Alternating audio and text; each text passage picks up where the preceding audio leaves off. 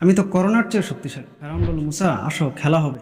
বেশি বক বক করলে তুমিও নাই হয়ে যাবে। পুলিশ, বিজিবি, র্যাব, সেনাবাহিনী, পোষা বাহিনী, লেজুর বাহিনী, যত বাহিনী আছে সব কিছু নিয়ে মুসা আল ইসলামের পিছনে ধাওয়া করে।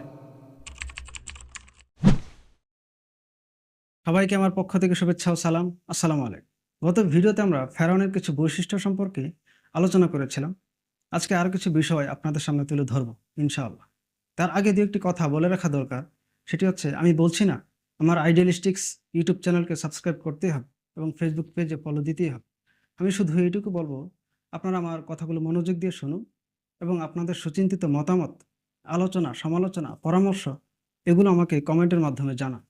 তাহলে আর বকবক না করে আসল কথা আসে। ফেরাউন ছিল এই পৃথিবীর একজন স্বৈরাচারী এবং অহংকারী শাসক, যে নিজেকে মনে করত, আমি রাষ্ট্র, আমি আইন, আমি ছাড়া এই পৃথিবীতে শক্তিশালী আর কোনো শাসক নেই। আমি তো করোনার চেয়ে শক্তিশালী, সুতরাং আমি যা বলবো তাই হবে। এজন্য মূসা আলাইহিসসালাম যখন ফেরাউনের নিকটে এসে বলল, আমি বিশ্বজগতের পালনকর্তা আল্লাহর পক্ষ থেকে তোমার কাছে রাসূল হিসেবে এসেছি, তখন ফেরাউন বলল, বিশ্বজগতের পালনকর্তা আবার কি? এই পৃথিবীতে আমি ছাড়া আর কোনো পালনকর্তা আছে বলে তো আমি জানি না। হে আমার মন্ত্রীবর্গ, তোমরা কি শুনছো মূসা কি বলছে? আমি তো বাপের জন্মে এমন কথা শুনিনি। হে হামান, তুমি আমার জন্য একটি সুউচ্চ প্রাসাদ নির্মাণ করো, আমি সেখান থেকে উকি মেরে মূসার আল্লাহকে দেখব। বস্তুত আমি তো তাকে মিথ্যাবাদী মনে করি। এভাবে ফেরাউন দুনিয়ার বুকে নিজের অহংকার প্রকাশ করলো। তখন ফেরাউন বলল, হে মূসা, তুমি যদি আমাকে পালনকর্তা হিসেবে না মানো, তাহলে আমি তোমাকে কারাগারে নিক্ষেপ করব এবং তোমাকে আমি জেলের ভাত খাওয়াবো। এ যুগের ফেরাউনদের অত পাওয়ার না থাকলেও অহংকার কিন্তু ঠিকই আছে। তারা হয়তো বলবে, বেশি কথা বললে সবকিছু বন্ধ করে দিয়ে বসে থাকবো, বেশি কথা বললে সবকিছু রেকর্ড আছে, ফাঁস করে দেব। আবার হয়তো বলবে, বেশি বকবক করলে তুমিও নাই হয়ে যাবে। এছাড়া গুম, খুন, নির্বিচারে হত্যা, আয়নাঘর, হাওয়া ভবন এগুলো তো আছে। এগুলোর মাধ্যমে তারা আসলে প্রমাণ করতে চায়, দেখো আমার কত পাওয়ার। ফেরাউনদের আরেকটি বৈশিষ্ট্য হচ্ছে, তারা নিজেরা সত্য গ্রহণ করবে না এবং অন্যকেও সত্য গ্রহণ করতে দিবে না। এজন্য মূসা আলাইহিসসালামের জ্ঞান, বুদ্ধি আর যুক্তির কাছে যখন ফেরাউন হেরে গেল, তখন তার ঠোলা মন্ত্রীরা তাকে পরামর্শ দিল, আপনি মূসা ও তার ভাই হারুনকে একটু সুযোগ দেন এবং একটি জনসভার আয়োজন করুন, যেখানে মিশরের যত জাদুকর আছে সবাই একত্রিত হবে এবং মূসার এই জাদুকে অর্থাৎ মুজিজাকে তারা পরাস্ত করে দিবে। ফেরাউন বলল, ঠিক আছে। বলল, মূসা আসো, খেলা হবে অমুক দিন। এই বলে সে জাদুকরদেরকে অনেক টাকা পয়সা দিয়ে ভাড়া করলো। কিন্তু মূসা আলাইহিস সালামের আনীত সত্য উপলব্ধি করতে পেরে জাদুকররা মুহূর্তে মূসা আলাইহিস সালামের প্রতি ঈমান আনলো। ফেরাউন বলল, কি?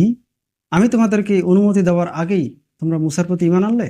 দাঁড়াও, আমি তোমাদেরকে বিপরীত দিক থেকে হাত পা কেটে ফেলবো এবং তোমাদেরকে আমি খেজুর গাছের মাথায় শুলে চড়াবো। জাদুকররা আল্লাহ তাআলার প্রতি ঈমান আনাতে ফেরাউনের অহংকার মাটিতে মিশে গেল। সে হাজার হাজার মানুষের সামনে অপমানিত হয়ে রাগে ক্ষোভে বনী ইসরায়েলদের পুরুষদেরকে হত্যা করতে লাগলো এবং নারীদেরকে জীবিত রাখলো, যাতে তারা শক্তিহীন হয়ে আর কোনোদিন মাথা তুলে দাঁড়াতে না পারে। বনী ইসরায়েলরা বলল, হে মূসা, তুমি আসার আগে আমরা নির্যাতিত হয়েছিলাম, আর তুমি আসার পরে আমরা নির্যাতিত হচ্ছি। এমন স্বাধীনতাই কি আমরা চাইছিলাম মূসা? তখন মূসা আলাইহিস সালাম বললেন, ধৈর্য ধরো, অপেক্ষা করো, আল্লাহর কাছে দোয়া করো, নিশ্চয়ই তিনি তোমাদেরকে সাহায্য করবেন। তখন আল্লাহ তাআলা ফেরাউনদের প্রতি সিরিজ হামলা করা শুরু করলেন।